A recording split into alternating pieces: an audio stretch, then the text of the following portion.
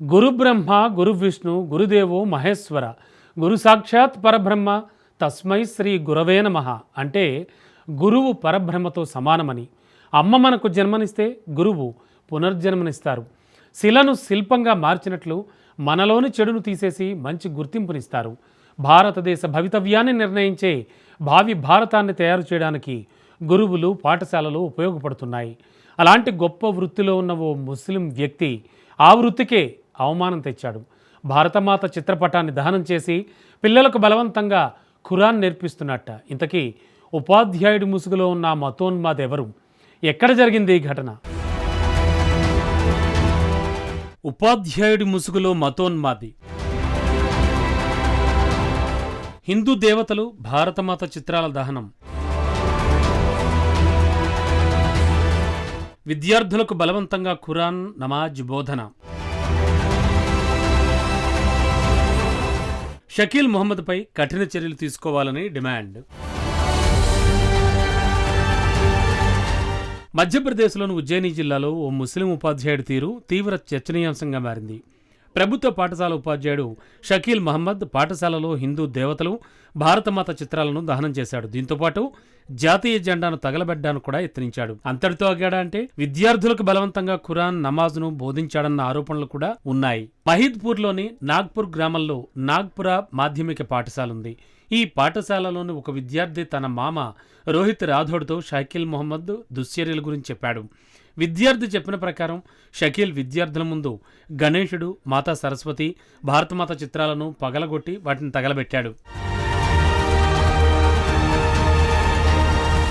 దీంతోపాటు షకీల్ మహమ్మద్ విద్యార్థులను నమాజ్ చేయాలని, తరగతి గదిలోనే ఖురాన్ చదవాలని కూడా ఒత్తిడి చేస్తాట.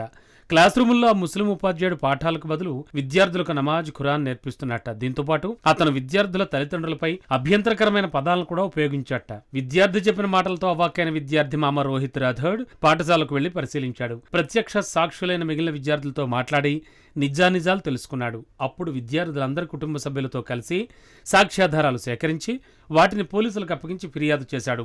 ఉపాధ్యాయుడు షకీల్ మహమ్మద్ హిందూ దేవతలు, భారతమాత చిత్రాలను విద్యార్థుల ముందు తగలబెట్టాడని కంప్లైంట్ ఇచ్చాడు. ఎవరికైనా చెప్తే చంపేస్తానని కూడా అతను బెదిరించాడని తెలిపారు. షకీల్ మహమ్మద్ హిందూ దేవతలను దహనం చేసిన కేసు వెలుగులోకి వచ్చిన తర్వాత హిందూ సంస్థలు ఆగ్రహం వ్యక్తం చేస్తున్నాయి. విశ్వ హిందూ పరిషత్, బజరంగ్ దళ్ కార్యకర్తలు నిరసన తెలిపారు. అయితే ఆ ఉపాధ్యాయుడిపై మన్సూర్ ప్రాంతంలోని పాఠశాలలో ఉన్నప్పుడు కూడా ఇలాంటి పనులే చేశాడన్న వార్తలు వినవస్తున్నాయి. అయితే ఫిర్యాదు మేరకు కేసు నమోదు చేసుకున్న పోలీసులు నిందితుడు షకీల్ మహమ్మద్పై బిఎన్ఎస్ సెక్షన్ 298, 351(3) కింద కేసులు నమోదు చేశారు.